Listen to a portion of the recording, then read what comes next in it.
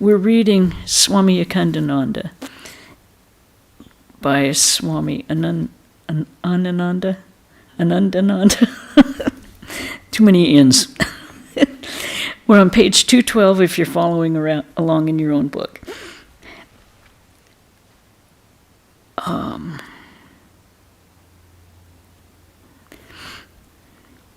While Swami Akhandananda was in Calcutta, the Ramakrishna mission, which had become a registered body in 1909, had developed a system of publishing reports from its various branch centers, and they still do it. But the lists are longer and longer. It had been the Swami's intention to wait until his ashram was on its permanent site before publishing a report. Now, after 16 years, the activities of the ashram were to be recorded. Diaries with daily minutiae, as well as account books and other records, had all been preserved and were subsequently taken to the Udbodhan office. The task of writing a review of the ashram was entrusted to Swami Shuddhananda, Assistant Secretary of the Mission. The phenomenal memory of Swami Akhandananda greatly facilitated the composition of the report. Swami Sardhananda was very interested in the report and published a short history and review of the 16 years from 1898 to December 1913. It was prefaced, a short history and appeal, over the signature of Swami Brahmananda, who was then president of the Ramakrishna mission. This increased the value of the booklet 100-fold. The concluding paragraph of the preface was, quote, "The head of the ashram, Swami Akhandananda, depending on God's grace alone, has long conducted the ashram with untiring effort and calm and steadfast zeal. So far, he has been reluctant to place a report of his work before the public. It would take a volume to give an account of all the persecution he has had to bear for the sake of fulfilling the vow of doing good to people. In the midst of these trials, the Swami, depending wholly on God's grace, joyfully washed and cleansed with his own hands the sick Narayanas. He would pick up from the street the boy Narayanas, clothed only in rags and begrimed with dust and dirt, and while bathing them recite with great feeling the Vedic mantras. He has roamed from door to door without food or rest, careless of sun and rain, carrying a subscription book." Now, subscription book is when people would give a regular donation and an ongoing donation. These prolonged hardships and austerities have almost broken his health, but yet there is no lack of enthusiasm in him. The contents of this report are a mere bundle of bones, as it were. They can hardly convey the real life of the institution. For a rupee and 7 annas, one can buy at Sealdah station a ticket for Sargachi on the Murshidabad line, and there get the real history of the ashram from the reports of the inhabitants of Sargachi and the neighboring villages. From this report of the first ashram of the Ramakrishna mission, we learn that from its inception in 1898 to December 1913, 50 orphans, including 4 Muslim boys and girls, were sheltered there. The boys completed their training and attained their majority before leaving to earn honest livings. Needless to say, most of the boys and girls were ailing and in dire poverty when admitted. They would probably have died if they had not been sent to the ashram. The 2 boys, Imam and Babar Sheikh, on reaching maturity, were initiated into brahmacharya. Babar later donned the ochre robes of a sannyasa and never spared himself in the services of the ashram. Swami Akhandananda gave him the name Brahmachari Bhavananda. Almost certainly both of these boys would have become enemies of society had they not, through God's grace, entered the ashram. Swami Sardananda and Sister Nivedita never failed to express their amazement when they heard from Swami Akhandananda about the two boys. Thus, the first report of the First Branch Center became an inspiring document for the dedicated monks of the mission. They would be following in the Swami's footsteps. In 1915, Swami Akhandananda met Sir Ashutosh Mukherjee a second time. Ashu Babu was then the Vice-Chancellor of the Calcutta University. He had been a lawyer in the High Court when they'd met previously. When a friend reminded him of their first acquaintance, he wanted to see the Swami again and invited him to his home in Calcutta. Swami Akhandananda expressed his joy when he learned that Ashu Babu had placed the Bengali language in a dignified position at the university. He said to Ashu Babu, "If, like the Bengali language, you could introduce Vedic studies also in the university, it would be very good for Bengal."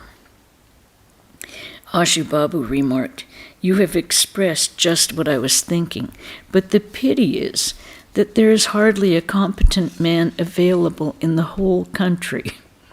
I wrote to Madras and Bombay, but to no avail. At last I have hired an elderly Arya Samajist for the salary of rupees 250. Another discouraging fact is that nowadays people prefer science studies to Vedic studies. My desire is for some students to take up Vedic studies, but I have little hope that they can be popularized." Swami Akhandananda also met Dr. Abdullah Shirhawardi in Ashu Babu's house. When they were riding by tram later, Dr. Shirhawardi said to Swami, "It is because of your master's coming and Swami Vivekananda's preaching the Catholic ideas of the unity of religions that today, despite my being a Muslim, I make no distinction between temple and mosque." Afterwards, Swami Akhandananda visited Dr. Shirhawardi one day to hear him recite verses of Dewana Hafiz. After 6 months in Calcutta, Swami Akhandananda returned to the Sargachi ashram, with his health considerably improved. At this time, a well-to-do young devotee of Dinjapur, Golap Krishna Ghosh, came to see Swami Akhandananda at the Sargachi ashram. He recognized him at once as the holy man he had seen in a dream at one time. The dream had been of a profound nature, and he felt very much drawn to the Swami. He earnestly requested him to visit his estate at Dinjapur, and the Swami complied. At Dinajpur, I'm really having trouble with this word. I'm trying it every way now. Dinajpur, the Swami also went to pay his respects to the well-known philanthropist Bhuban Mohan Kar, then 90 years old. Golap Krishna was inspired by the holy life of Swami Akhandananda and decided to dedicate himself to service and renunciation. He lived at the ashram for the next 2 or 3 years, serving the orphan boys lovingly, looking upon them as the Lord himself in human form. And although he was unaccustomed to arduous work, he applied himself with devout spirit. In time, he was directed by Swami Akhandananda to establish an association in the name of Sri Ramakrishna for the service of laborers and cultivators at the village of Mahalpur on his estate in Dinajpur. There, the pious devotee soon opened a primary school and a homeopathic dispensary. Like Swami Vivekananda, Swami Akhandananda looked to individuals of wealth to come forward with contributions to improve the lot of their poor countrymen. However, like Swami Vivekananda, he had to give up soliciting from the rich because of the danger of compromising principles. Wealthy, influential people often expected something in return for their generosity. So disappointed was he on occasions that with sore heart he prayed to God that he might in utter submission go from door to door with a begging bowl rather than knock at the house of a rich man. Thus determined, the Swami and some of the devoted boys would go from door to door in Burhanpur, requesting the householders to put a handful of rice every day in an earthen bowl which they kept at every home. It was arranged that once a week one of the boys would collect the rice from the bowls. Swami Akhandananda initiated subscriptions in this way from different places. In March 1916, the Swami went to Bellarmont on the birth anniversary of Sri Ramakrishna. Swami Premananda said to him, "Dear brother, why do you stay on in that distant village? Just see how many bright boys come here to be sadhus."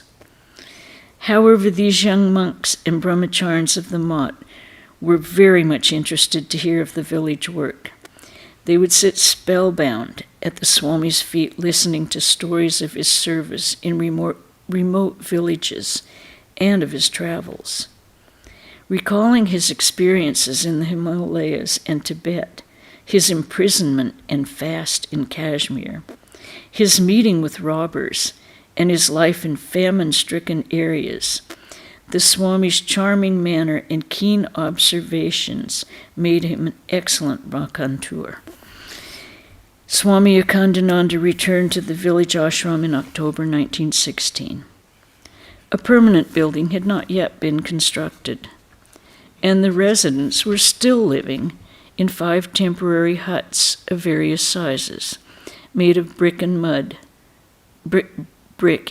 plaster and covered with thatched roofs, some distance apart. The Swami lived in one, the boys and attendants in another. The weather was rather unusual for that time of year, and one night a violent storm arose. As the fury of the storm increased, Swami Akhandananda hurried out of his hut, awakened the residents of the other huts, and told them to pray. Groping his way back to his own room across the open land, he took the photo of the Master from the wall and sat with it on the floor praying, "Master, be gracious and let the fury of the storm pass." Later he recounted, "It was a terrible cyclone which blew day and night, increasing its fury especially at night. I woke up the boys in all the huts and told them to keep praying. The mind was at this time fixed on the Master like the needle of a compass. With the Master's photo before me, I prayed to him, and the fury of the storm lessened. I lay down in bed, and it increased. I got up to pray, and it lessened once more." And so it went on for about 19 or 20 times. Afterwards, the Swami wrote to the mott on 15 October 1916, "The weather in these parts during the pujas was alarming. I can hardly remember in my lifetime ever having had, at this time of year, such a terrifying experience. The news of the storm must have reached you. How can I describe to you the panic in which we had to pass the night in our huts in this lonely countryside? The students and others here did not understand the gravity of the situation. Most of them slept peacefully. But it was our Master's wish that I should remain awake, and had I not awakened everybody, at 1 o'clock that night, some of the students' heads might have been crushed. The central beam of the roof fell, and a brick, not this one's it. That didn't make sense. Sometimes there's a little errors in the editing. And a brick, No one knowing how, fell on the floor. It was a long time since I called on our master as I did that stormy night. Could I have called on him like that in a sound brick house? Permanent structures are needed. A master plan had been drawn up and the work of construction began.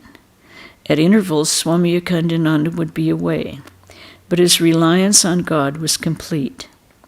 In times of need, help was always forthcoming. Towards the end, the Zemindar of Paikpara, Kumar Arun Sinha, visited the ashram and contributed an amount of money necessary for the completion of the new building. I don't know how many of you know the story of the Hollywood Temple. This seems to be a reoccurring theme in the lives of Ramakrishna monks. Swami Prabhupada they were building the Hollywood Temple and they ran out of money. And he said, board it up. We don't borrow, we don't have money, we don't go into debt. And fully relying on Maharaj, because that was his particular. That very day or a day later, this man not known to them came in and he said, I'd like to make a donation. And he wrote out a check for the exact amount that they needed to finish the temple. So it happens even today. There was no chapel or altar. The boys said their prayers facing the picture of Sri Ramakrishna, which was hung on a wall of the new building.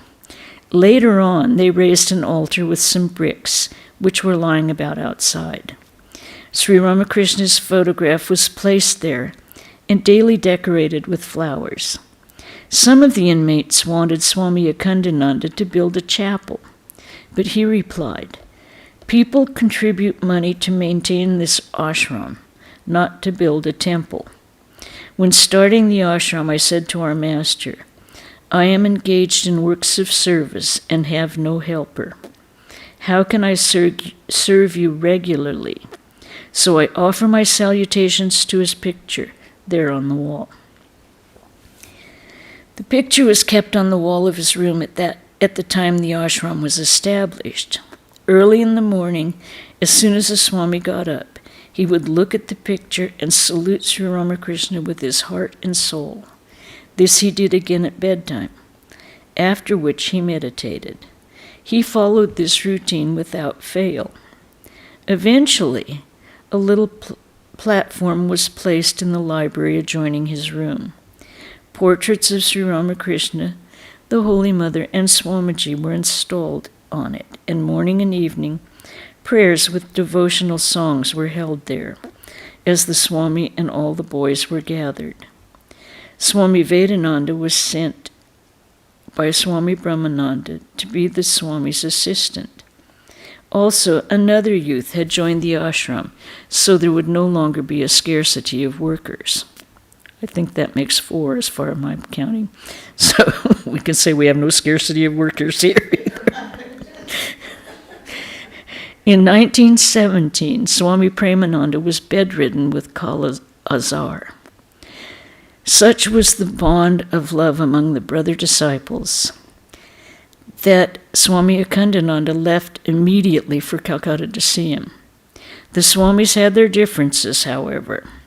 For example, one day Swami Premananda left his bed to shave, and Swami Akhandananda recited a Sanskrit verse saying, Brother, one should not shave when ill. Swami Premananda stopped at once.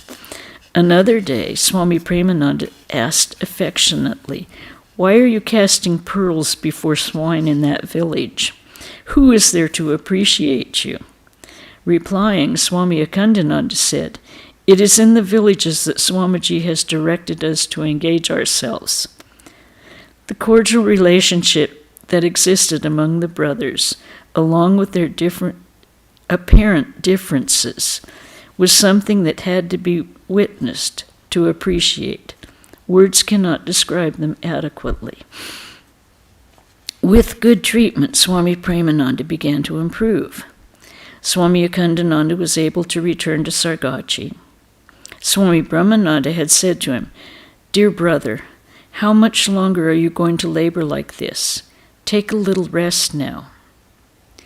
Even such a request by a brother who was as dear to him as his own life failed to alter his attitude. It was impossible for him to do anything for his own personal comfort. When he went to Berhampur to do his marketing, he would give the driver a hearty meal first. He himself would drink the water of a green coconut, and then take a simple meal at the house of some devotee. He did not even have a comfortable bed at the ashram, nor did he spend any of the ashram's money to buy clothes for himself. Swami Brahmananda supplied his clothing. Through the dedicated work of the residents, the 50 bighas of arid land were converted into arable land within the next 3 years. The produce from the land made the ashram almost self-sufficient. Now we finished that chapter. If there's any comments or questions, we're going into the breakdown in health and a change. We're nearing the end of the book. Yeah. Any questions or comments? Okay, we'll just start and we'll read a little bit. In 1917, after the autumnal pujas were over, an epidemic of influenza struck the country. Most of the members of the ashram were down with it, including Swami Akhandananda. When the news reached Swami Brahmananda and Swami Sardananda, they immediately sent 2 brahmacharis to Sargachi. The brahmacharis arrived at the Sargachi station after midnight. Since there were no porters available at that hour, and they were unacquainted with the place, it was with some difficulty that they finally reached the ashram. They found the door of Swami Akhandananda's room open. At first, he did not recognize them in the dim light, but when they removed their turbans and set aside their staffs, he recognized them and learned of the reason for their coming. In the morning, the 2 set to work cleaning and tidying the rooms. The patient's bedding was sunned while they prepared the diet. One of the brahmacharis went to Berhampur to fetch a physician and medicine. He found the town doctors very busy, but at last one was found who hastened to the ashram to attend to the patients. All of them soon recovered, with the exception of Swami Akhandananda, who showed no signs of improvement. Fruits were not always available, nor would he take them unless the others had had their share. With the opening of the college after the puja holiday, a familiar student visited the ashram and found Swami Akhandananda still bedridden and quite feeble. However, he received the boy affectionately and discussed with him many of his questions of spiritual life. At the end of their conversation, he said, "Do you know what liberation means? Now you are living only in that body of yours. You are troubled with all that goes wrong with it. For its little pleasure, what will you not do? But with liberation, you find yourself in all bodies, feeling the sorrows of all beings and trying to make them all happy." These few words, so full of strength and wisdom, made a great impression on the young man's mind and brought about a great change in his life. And I think we'll stop there. He's going to continue to get a little sicker next week. But we'll stop there for this evening, and we've got some announcements to make. If there's... Oh, I can't see them.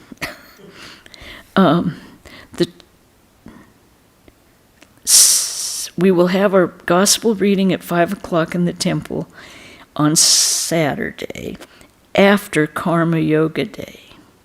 Karma Yoga Day, we're having our first one after about a 2 or 3 month. Yeah, I think 3-month vacation from Karma Yoga. So if you come to the convent, come down about 9 and we'll get the jobs assigned. It will depend on the weather. 9 to noon. And then, of course, worship, you can stay for meditation and lunch.